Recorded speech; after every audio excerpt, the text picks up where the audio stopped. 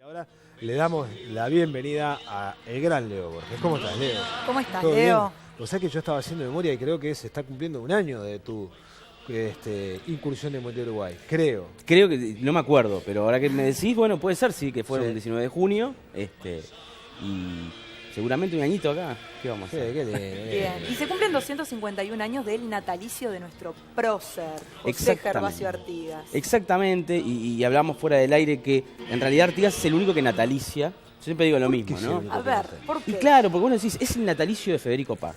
Deberían, chicos. Claro, pero le da un Le da más aire. importancia. Claro. Opa, mirá Federico Paz, ¿eh? Claro, le da un aire de caudillesco importantísimo, ¿no? En realidad, básicamente yo creo que el llamarle natalicio ya aleja a la juventud de Artigas, absoluta y totalmente, porque no tienen ni idea de lo que es un natalicio. ¿Tá? Hoy es el cumpleaños de Artigas, tampoco vamos a sacar globo y a prender una vela, ¿no? Obviamente.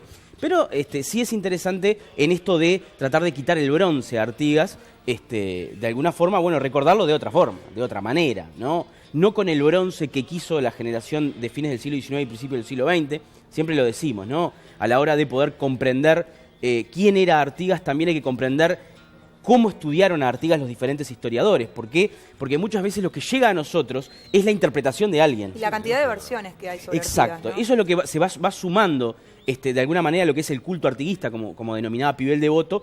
Y hoy en día estamos en otra Latinoamérica, en otro Uruguay, en otro mundo en el cual de alguna forma le tenemos que preguntar cosas diferentes al pasado, ¿tá? Y obviamente obtener diferentes respuestas, ¿tá? De alguna manera a Artigas, digamos, para hacerlo abuelo de pájaro rápidamente, historiográficamente, ¿no? Artigas, después de que se va al Paraguay, en 1820, algunos dicen que a pedir ayuda, otros dicen que huyendo, otros dicen que triste y abatido por la derrota. Lo cierto es que se fue, ¿verdad? Y en 1850, o sea, pasó 30 años en una sobredosis tremenda de soledad, que es peor que la muerte. Sí. Es peor que la muerte. Sí. Es una tragedia griega realmente lo que le sucede a Artigas en ese sentido, si lo vemos desde ese lugar. Durante esos 30 años que Artigas está en Paraguay, obviamente se lo fue a buscar alguna que otra vez, pero en realidad el estado que se había formado era un estado secesionista y era como la traición más absoluta al héroe máximo que había tenido este lugar, o al caudillo máximo en realidad que había tenido este lugar, porque nunca había luchado por algo denominado Uruguay. E inclusive todas las veces que Buenos Aires, en medio de los problemas con él, le ofrece una independencia, él le dice que no. ¿No? Recuerdo algunas misiones, como la misión Pico Rivarola, o la de Candioti y Amaro, que son misiones en las cuales Buenos Aires le dice, bueno, no tengamos más problemas. ¿Querés ser independiente? No. Porque no concebía, de alguna forma, ser oriental sin el resto de las provincias, ¿no? Entonces, durante todos esos años, bueno, Artigas en Paraguay muere en 1850, el 23 de septiembre. Paréntesis importante, antes no se conmemoraba el nacimiento sino la muerte. Claro, pero el 23 era feriado. Conmemorar una muerte no está bueno. Lo habíamos dicho la otra vez, no está muy bueno, pero en realidad no era el natalicio. Después de 1850 que muere Artigas, hasta fines del siglo XIX, tenemos la leyenda negra campeando, de alguna manera, en lo que es la historia uruguaya. La historia uruguaya se vuelve permeable a lo que son todas las visiones porteñas. Los porteños obviamente detestaban la figura de Artigas por anarco, por montaraz, por asesino y un montón de epítetos que le decían a Artigas que no han podido probar todavía, pero que en realidad eso se imbricó con la historia nacional, ¿tá? La historia oficial, digamos, de principios del siglo XIX, mediados del siglo XIX, con algunos pequeños, algunas pequeñas diferencias con, por ejemplo, Leandro Gómez, ¿no? Leandro Gómez es un artiguista que vive a mediados del siglo XIX, que tiene tres características que son difíciles de unificar: masón, blanco y artiguista, ¿no? Una cosa verdaderamente complicada en aquella época, pero él era artiguista, pero el resto no. El artiguismo era mal visto, era una mala palabra, hasta fines del siglo XIX. A fines del siglo XIX comienza una revisión de la historia, digamos que comenzamos a hacerle diferentes preguntas al pasado, liderados por historiadores que de alguna forma trataban de buscar la razón de quiénes éramos. El Uruguay era un país, pero no lograba ser una nación, porque estaba fragmentada en luchas fratricidas entre blancos y colorados. ¿No? Los uruguayos, antes de ser uruguayos, fuimos blancos y colorados, y nos matamos, ¿no? 72 levantamientos a 74 años, de 1830 a 1904, muertes, asesinatos, hecatombe de Quinteros en Paysandú, esto, lo otro. Por lo tanto, había que buscar una cascola que nos uniera a todos, ¿tá? Y esa cascola va a ser Artigas, ¿no? Como dicen los politólogos, un outsider de las luchas intestinas, no era blanco ni colorado, estaba anterior, y ahí lo empezaron a buscar. Y ahí aparecen historiadores brillantes, ¿tá? Generando lo que es el culto artiguista, se nos pasamos para el otro lado, y generamos un culto. Y ese culto, de alguna forma, tiene su momento más clásico con la epopeya de Artigas de Zorrilla de San Martín. ¿Tá? Pero hay otros libros, hay muchísimos libros. Carlos María Ramírez, un principista, uno de los fundadores de Elvio Fernández, por ejemplo, amigo de Varela, también defiende a Artigas, por ejemplo. Es uno de los primeros que empieza a defender a Artigas a fines del siglo XIX, obviamente de los porteños que hablaban de la leyenda negra, del asesino, qué sé yo, qué sé cuánto, y ahí es donde construyen al Artigas uruguayo, ¿no? Y ahí es donde de alguna manera los uruguayos, a principios del siglo XX, nos empezamos a sentir uruguayos. Claro. Y Artigas va a ser nuestro héroe. Como todo país surgió en el romanticismo, nosotros tenemos papá y mamá. Nuestro papá es Artigas, nuestra mamá es la madre patria, España. Tenemos blasones, tenemos un himno. O sea, vamos generando todo medio de golpe. Sale todo de golpe y a partir de ahí, bueno, tenemos un padre que es Artigas. La historia esa del culto artiguista va hasta 1950 más o menos. En 1950 aparecen una gran camada de historiadores como Pibel Devoto, Petit Muñoz, Narancio, el mismo Viejo Maggi, Manico Flores Mora. Hay un montón de historiadores nuevos que empiezan a generar una visión diferente, le preguntan diferentes cosas al Uruguay. ¿Tá? Y ahí tenemos donde aparece el Artigas contrabandista, por ejemplo. Cosa que era una mala palabra. Claro, en los años 20. Hay que situarse en la época. Absolutamente. Pero pensá esto, digamos que a principios del siglo XX lo que querían hacer con Artigas era ubicarlo en el lugar de los libertadores de América, ¿no? Y los libertadores de América eran todos héroes napoleónicos. San Martín, Bolívar, O'Higgins, claro. Sucre. Vos los veías con su caballo gigantesco, con un gorro, no sé cuánto. Y lo querían meter ahí, con forceps, porque Artigas no era así. No era. Artigas era diferente. Era absolutamente diferente, ¿no? Pero igualmente lo lograron meter y lo pusieron. El bronce está, el mármol está, y todavía mantenemos un montón de cosas como el natalicio que siguen alejándolo de nosotros, ¿no? Y bueno, terminando con este vuelo de pájaro historiográfico, en los 50 aparecen estos historiadores, en los 60 hay otra generación, que es la generación de los revisionistas de izquierda, con Vivian Trías a la cabeza, después Carlos Machado, los marxistas que comienzan a estudiar el reglamento de tierras y comienzan a ver una historia social del artiguismo, ¿tá? Después vino la dictadura, que de alguna manera tomó a Artigas como legitimador, tomó a dos, a Artigas y a Latorre.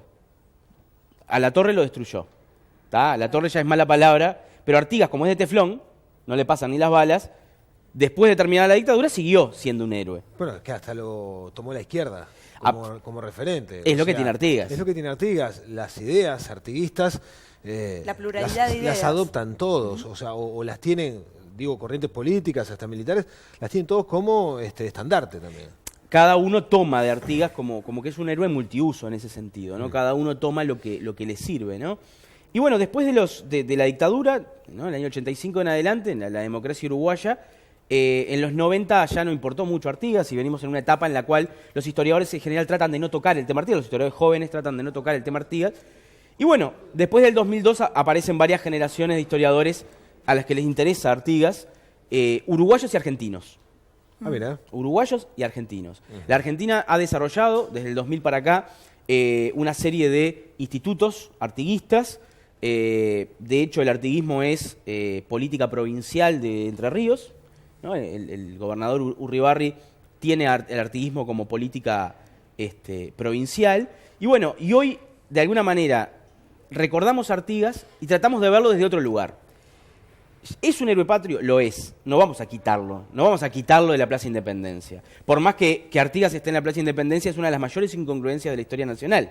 Claro, pero tenemos varias. varias. No quería la independencia, sí, claro. Porque no quería la independencia y la plaza se llama Independencia. A ver, que se entienda que no es que no quería la independencia del dominio español o portugués, no. Pasa por otro lado, lo que quería las provincias unidas. Absolutamente, realidad, no el sueño de la patria grande. Claro. ¿no? Sí, independizarse de los colonos. Digamos. Absolutamente. Sí. De hecho, es el primero que plantea la ruptura absoluta con España. Claro. Es el primero que se anima a plantearla en 1813. Pues es una cosa, yo le doy bastante más valor a la imagen de un héroe de carne y hueso, con sus defectos y sus virtudes, y hasta con su formación, ¿no? A diferencia de lo que decías de los otros caudillos, con una carrera más como para generar ese tipo de revolución. Lo de Artigas surge diferente y creo que eso en lo personal le da más valor.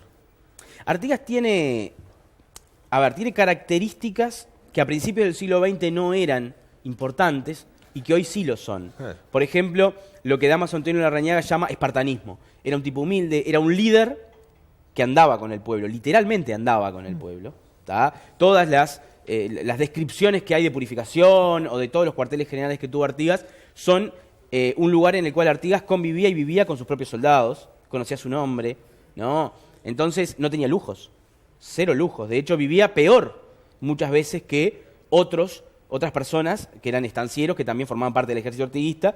Recordemos que el ejército artiguista estaba formado obviamente, por gauchos, por negros libertos, por indios, pero también por estancieros criollos.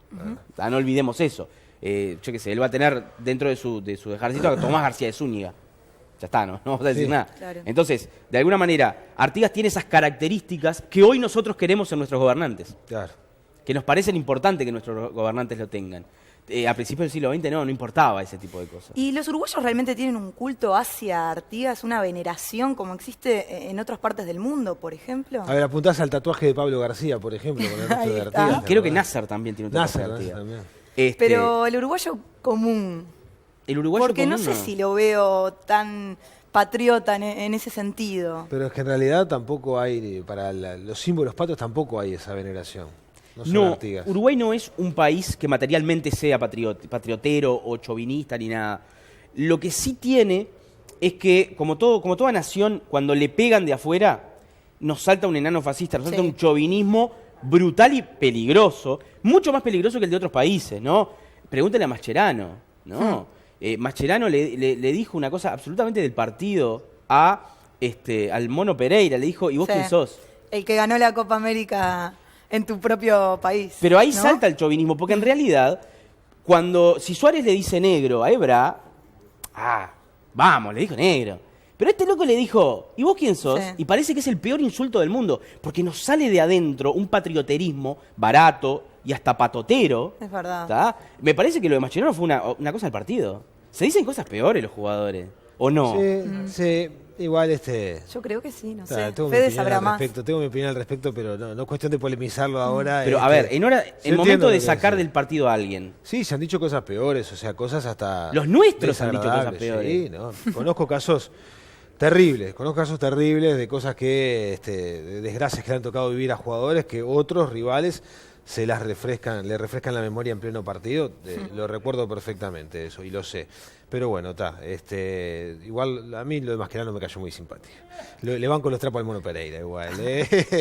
Pero no, Mascherano también, incluso de los tipos más ganadores hoy por hoy en el fútbol mundial, ¿no? No, y Mascherano hace el reclamen de Uruguay natural, Mascherano. Venía a comer asado a la casa del Mono Pereira que tiene ahí en los Titanes de la Tuna, no seas malo.